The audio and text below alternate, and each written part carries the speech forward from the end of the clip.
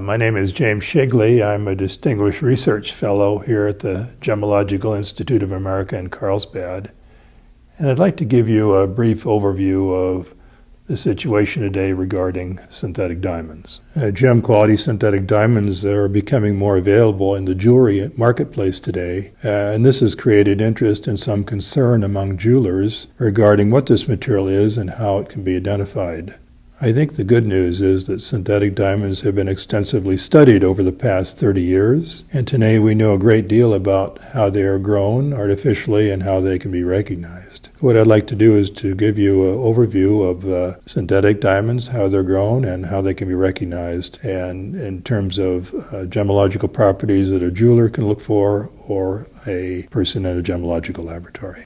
I think the first question is, what are synthetic diamonds? Although they're produced artificially in a factory or a laboratory, synthetic diamonds correspond very closely in terms of their chemical and physical properties to those that are exhibited by natural diamonds. Synthetic diamonds are sometimes referred to in the jewelry trade press as a diamond imitation or a simulant, but this is incorrect. A diamond imitation or simulant, I think the best known ones today are cubic zirconia and synthetic moissanite, but synthetic diamonds fall in a different category. Although cubic zirconia or synthetic moissanite are similar in appearance to natural diamonds, these imitations have very different chemical and physical properties compared to those of natural diamonds, which allow them to be readily identified by a trained gemologist using, for example, a thermal tester to detect cubic zirconia. However, synthetic diamonds cannot be detected by these simple methods, or at least the use of these simple testing instruments.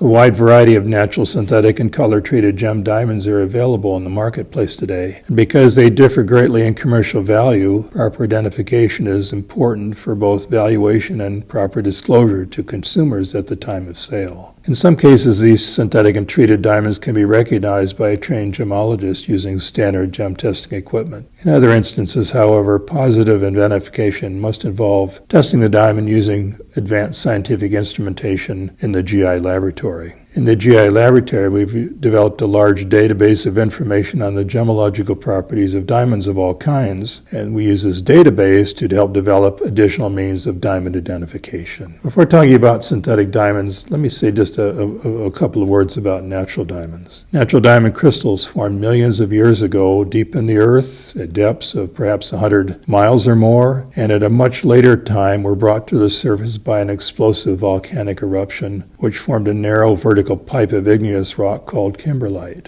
and on the right-hand side a natural diamond crystal. Mining of these kimberlite pipes is carried out to recover the diamonds. The ore is mechanically broken down to liberate the crystals. Because the amount of diamond in kimberlite is very low, perhaps 1 part diamond per million parts rock, a large amount of kimberlite ore must be processed to recover the diamonds. The ideal shape of a diamond is an octahedron, which is an 8-sided geometric shape with triangular-shaped crystal faces. A diamond growth is taking place on all of the 8 crystal faces, so the diamond is growing outward from the center toward the outer edge, and that kind of gives a kind of a concentric square pattern of a growth pattern if you look at the diamond with special equipment under the microscope. The basis of identifying diamonds here at the GIA laboratory and other organizations is what is referred to as the diamond type. We're going to say just a few words about this diamond type classification system.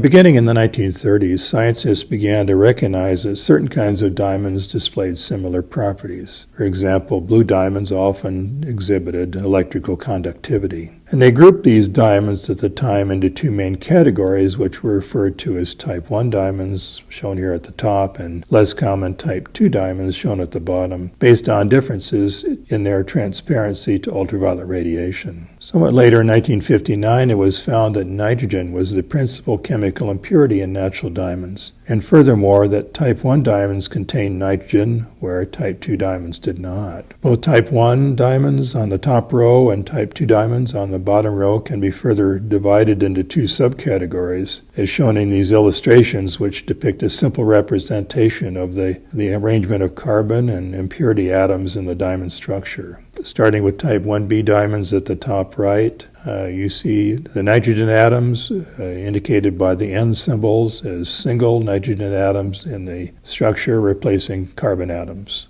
Type 1A diamonds at the upper left also contain nitrogen, but in this case the nitrogen atoms are aggregated, that is close together. And again, type 1A and 1B diamonds are the natural nitrogen-containing diamonds. Type 2 diamonds don't contain nitrogen. If the diamond contains a small amount of boron, indicated by the letter B in the lower right-hand diagram, it's what's referred to as a type 2B diamond. And if the diamond is quite pure chemically, there's almost no impurities, it's a type 2A diamond. This is a simple way of dividing diamonds or categorizing diamonds based on the physical properties. And this diamond type can be quickly determined by a scientific method called infrared spectroscopy.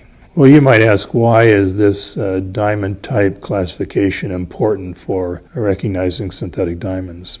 I put together this chart shown on the slide where there are 4 type subcategories on the left-hand column, and then natural, and then the 2 types of synthetic diamond growth processes also shown. The vast majority of diamonds in nature are type 1A diamonds with aggregated nitrogen, but it's not possible to produce these aggregated nitrogen diamonds by synthesis. So you see those boxes are blank on the graph, on the chart. What's produced in the laboratory are type 1B, type 2A, and type 2B diamonds. These are all quite rare categories of diamonds in nature. So I think one of the first steps we try to make is determining, is it a type 1A diamond, which means it's a natural diamond. And if it's found to be one of the other 3 categories, it could be either natural or synthetic, and that needs to be determined by additional testing. Now let's talk for a few minutes about synthetic diamonds. Synthetic diamonds, that is artificially produced diamonds that are grown in the laboratory, were first produced in the mid-1950s as very tiny single crystals. Production of larger crystals that were suitable for faceting for jewelry use began in the mid-1990s and continues to the present time, with more companies being involved with synthetic diamond production. We just show here in the photo some examples of gem-quality synthetic diamonds, some of them mounted in pieces of jewelry. Today, synthetic diamonds are grown by various companies in several countries for both jewelry and industrial applications. And in fact, the industrial applications of diamond may be much more important than their use in jewelry. Of course, in nature, diamonds grow over a very long period of time and have a residence in the earth of millions of years. In contrast, synthetic diamonds grow in a very different way in the laboratory.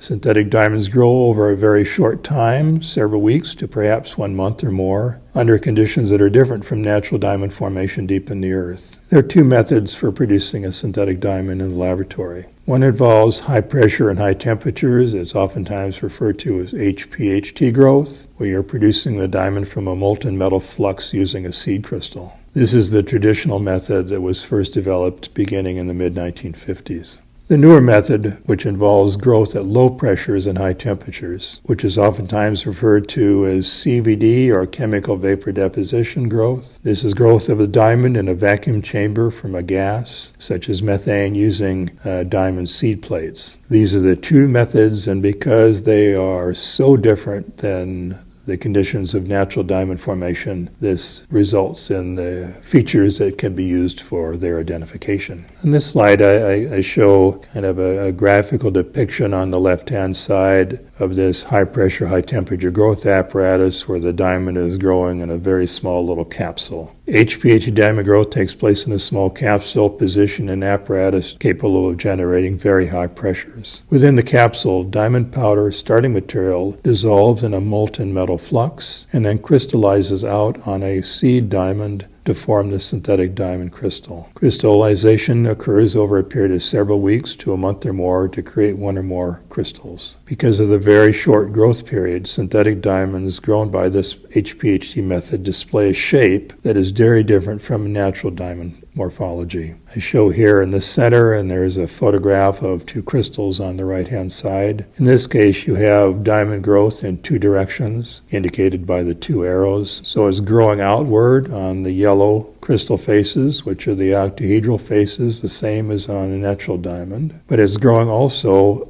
on the blue crystal faces, which are the cube crystal faces. This type of growth is not seen in natural diamonds.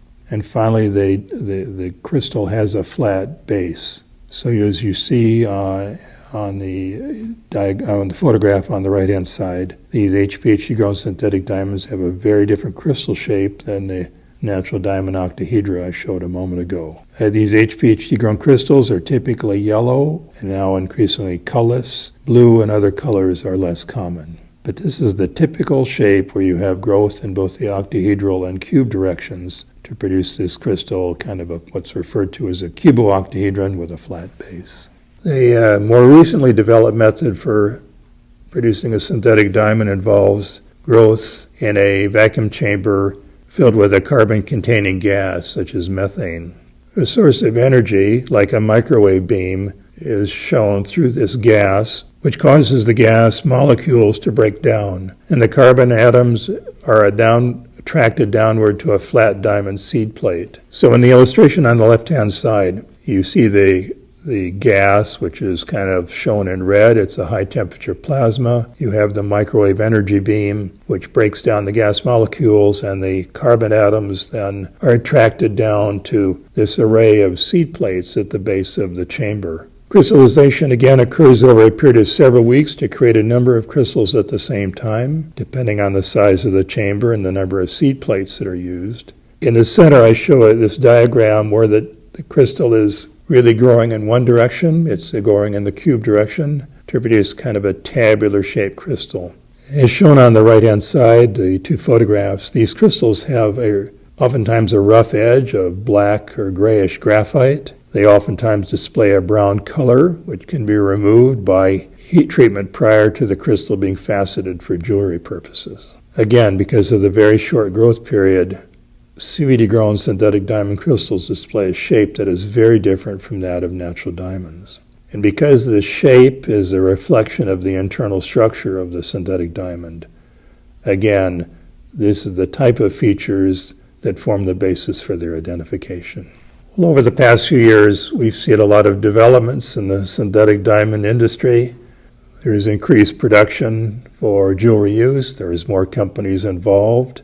There are both what are referred to as grown colors, that is the colors as a result of the growth process, and also treated colors that are due to post-growth treatments. There have also been continued efforts and continued improvements in the clarity, the color, as well as the carat weight of synthetic diamonds. However, considering the number of reports about synthetic diamonds that we see in the jewelry trade press, we actually only encounter a very small number of synthetic diamonds that are submitted apparently unknowingly for grading reports to the GIA laboratory.